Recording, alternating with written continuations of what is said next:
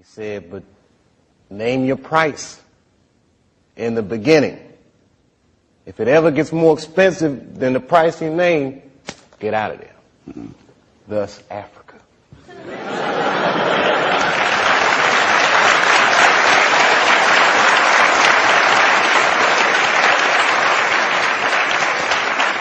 Oh, man. Yeah, you guys are going to learn a lot tonight. What can they learn? You know, like, you guys are students now, so you're idealists, but you don't know about where art and corporate interests meet yet.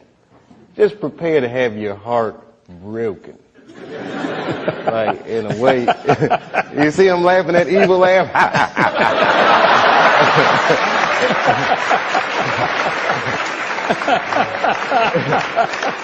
Because he knows, man, and everybody laughs at me, but just get your Africa tickets ready, baby, because it's coming.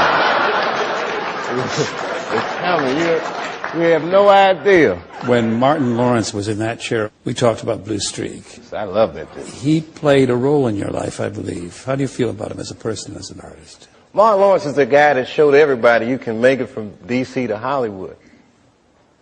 And I had a personal stake in his success. Every time he did something, it made me feel inspired and really good. And he was always real nice to me. He'd sit me down, what's going on with you, baby boy? What? We'd talk about comedy, whatever. And, you know, when we did Blue Streak, we were promoting it, and Martin had a stroke. He almost died.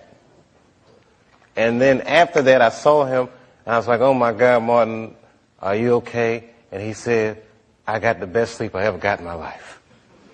That's how tough he is. So let me ask you this. What is happening in Hollywood that a guy that tough will be on the street waving a gun, screaming, they are trying to kill me? Yeah. What's going on? Why is Dave Chappelle going to Africa? Why does Mariah Carey make a $100 million deal and take her clothes off on TRL? A weak person cannot get to sit here and talk to you. Ain't no weak people talking to you. So what is happening in Hollywood? Nobody knows. The worst thing to call somebody is crazy, is dismissive. I don't understand this person, so they're crazy. That's bullshit. These people are not crazy. They're strong people. Maybe the environment is a little sick.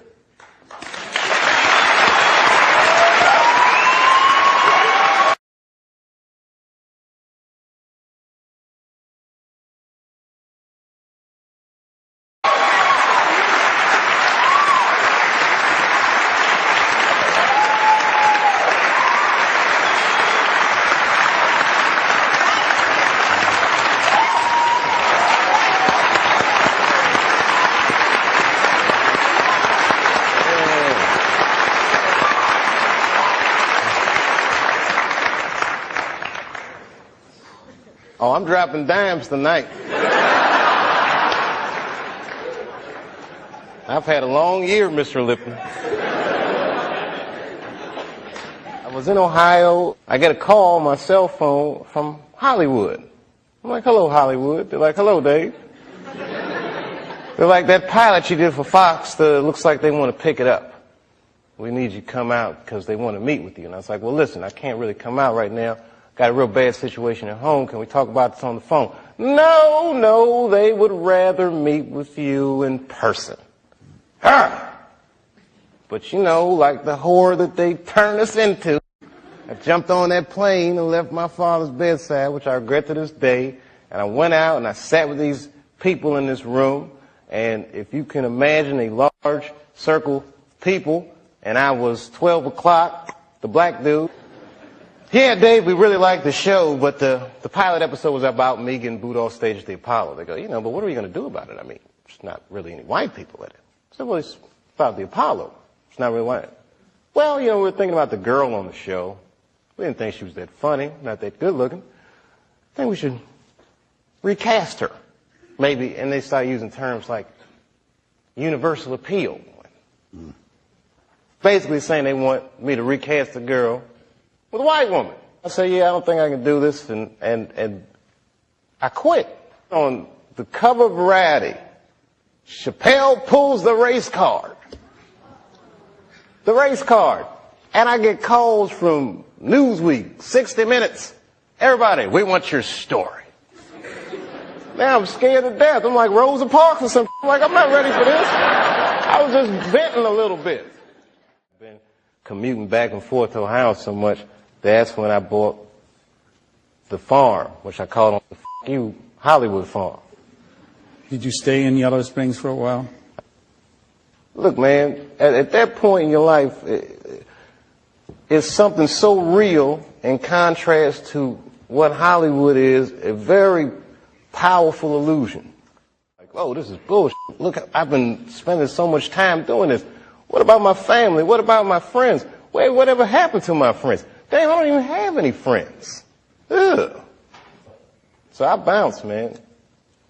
New Year's Eve, 1999, I moved into that farm, and that was it. As far as I was concerned, I was done with show business.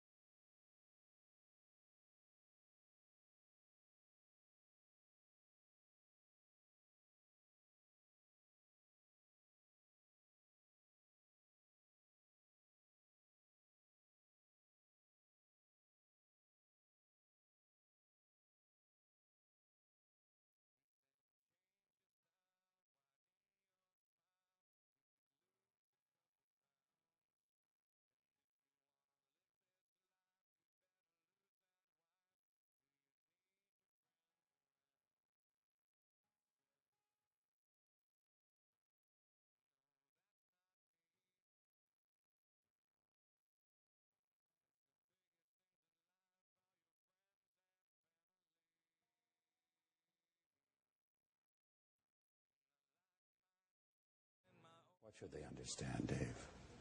What should they understand? Well, I did 2 seasons, and it was very easy. Not very easy, but I didn't go to Africa.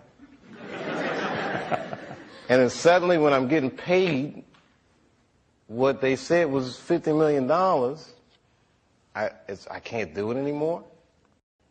Nobody knows. Nobody remembers that I walked away from the show twice last season. Nobody asked about that. You know, in one of these magazines, Newsweek, it's a very credible magazine, and they're saying, you know, maybe I smoke crack, and it was all innuendo. And the magazine as credible as Newsweek, I was very surprised that this was happening. And there's only 6 agencies, man. This is a small, controlled thing, and I don't like having to beg for the spotlight, man. You know, the machine is good for us, and we good for the machine, and it should be fair, man. It should be fair. I didn't even know they were saying those things about me. Then I call home, and people be like, "Oh my God, are you all right?" "Yeah, chill. I'm in Africa, baby. What's going on?" And then I got a call from a journalist that had been working on a story, and he was like, "Yeah, rumor mill's going on about you. Just want to clear a few things up." And I'm like, "Yeah, what's going on?" "Okay, do you smoke crack?" I said, "What? Do you smoke crack? Did you graduate from high school?" I mean, it was all these crazy questions. And I thought about never coming back. I said, this place is crazy. Like, I'm that dude. I just thought about all the things that celebrities go through and what celebrities become in our culture. You know, if you Brad Pitt and Jennifer Aniston and your marriage is breaking up, that's an awful thing. But to see that speculation in people gotta sting a little bit. Yeah. And then I realized, oh my God, I'm one of those people. That's a small club, man. That's a weird place to be. Ain't really no going back. So I got scared. I'm not going to lie, y'all, I was scared to death.